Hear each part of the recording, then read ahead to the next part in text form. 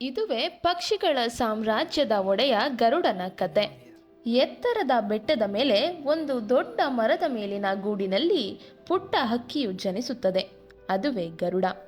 ತಾಯಿ ಗರುಡವು ತನ್ನ ಮಗುವಿನ ಲಾಲನೆ ಪಾಲನೆ ಜೊತೆಗೆ ಹಾರಲು, ಬೇಟೆಯಾಡಲು, ಧೈರ್ಯದಿಂದಲೂ ತಾಳ್ಮೆಯಿಂದಲೂ ಇರುವ ಪಾಠವನ್ನು ಕಲಿಸುತ್ತಾಳೆ. ದಿನಗಳು ಕಳೆದಂತೆ ಗರುಡ ಬಲಿಷ್ಠನಾಗುತ್ತಾನೆ. ತನ್ನ 2 ರೆಕ್ಕೆಗಳನ್ನು ಚಾಚಿ ಆಕಾಶದೆತ್ತರಕ್ಕೆ ಹಾರತೊಡಗುತ್ತಾನೆ. ತನ್ನ ತೀಕ್ಷ್ಣವಾದ ದೃಷ್ಟಿ, ಹರಿತವಾದ ಕೊಕ್ಕು ಹಾಗೂ ಬಲವಾದ ಉಗುರುಗಳ ಸಹಾಯದಿಂದ ಬೇಟೆಯಾಡಿ ತನ್ನ ಆಹಾರವನ್ನು ಸಂಪಾದಿಸುತ್ತಿರುತ್ತಾನೆ. ಹೀಗೆ ದಿನಗಳು ಕಳೆದವು. ಗರುಡನ ವಯಸ್ಸು ಸುಮಾರು 40ಕ್ಕೆ ತಲುಪಿತು. ಈ ಸಮಯದಲ್ಲಿ ಗರುಡನ ಶರೀರದಲ್ಲಿ ಅನೇಕ ಬದಲಾವಣೆಗಳಾದವು. ತನ್ನ ಹರಿತವಾದ ಉಗುರುಗಳು ಬಲಹೀನವಾದವು. ಚೂಪಾದ ಕೊಕ್ಕು ಬಾಗಿತು. ರೆಕ್ಕೆ ಪುಕ್ಕಗಳು ಬಲಿತು ಭಾರವಾದವು. ಈ ಎಲ್ಲ ಕಾರಣಗಳಿಂದ ಗರುಡನಿಗೆ ತನ್ನ ಆಹಾರ ಅರಸುವುದು ದಿನೇ ದಿನೇ ಕಷ್ಟವಾಗಿ ಸಾವಿನ ಬಾಗಿಲು ತಟ್ಟುವ ಸನ್ನಿವೇಶಕ್ಕೊಳಗಾದನು. ಈ ಸಂದರ್ಭದಲ್ಲಿ ಗರುಡನ ಬಳಿ ಇರುವುದು 2 ಆಯ್ಕೆ: ಒಂದು ಮಾಡು, ಇಲ್ಲವೇ ಮಡಿ. ಎಂದು ಸೋಲನ್ನು ಒಪ್ಪಿಕೊಳ್ಳದ ಗರುಡನು ತನ್ನ ಜೀವ ಹಾಗೂ ಜೀವನವನ್ನು ಉಳಿಸಿಕೊಳ್ಳುವ ಸಲುವಾಗಿ ಎತ್ತರದ ಶಿಖರದತ್ತ ಪಯಣವನ್ನು ಬೆಳೆಸುತ್ತಾನೆ.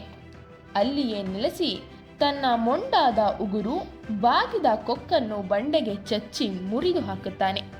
ಜೊತೆಗೆ ತನ್ನ ಜರ್ಜರಿತವಾದ ರೆಕ್ಕೆ ಪುಕ್ಕವನ್ನು ಕಿತ್ತು ಹಾಕಿ ಅನ್ನ ಆಹಾರವಿಲ್ಲದೆ ಮರುಜನ್ಮದ ಪ್ರಗತಿಗಾಗಿ ಸುಮಾರು 140 ದಿನಗಳ ಕಾಲ ನೋವಿನಿಂದ ಕೂಡಿದ ಕಠಿಣ ಬದಲಾವಣೆಗೆ ಒಳಗಾಗುತ್ತಾನೆ.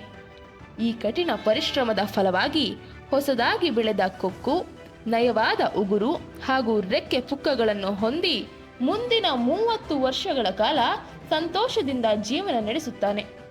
ಈ ಕಥೆಯಿಂದ ನಾವು ತಿಳಿದುಕೊಳ್ಳಬೇಕಾದದ್ದು ಏನಂದ್ರೆ, ವ್ಯಕ್ತಿಯ ವಿಕಸನಕ್ಕಾಗಿ ಬದಲಾವಣೆ ಎಷ್ಟೇ ಕಷ್ಟವಾಗಿದ್ರೂ ಸಹ ಅದು ಕೆಲವೊಮ್ಮೆ ನಿಜಕ್ಕೂ ಅನಿವಾರ್ಯ.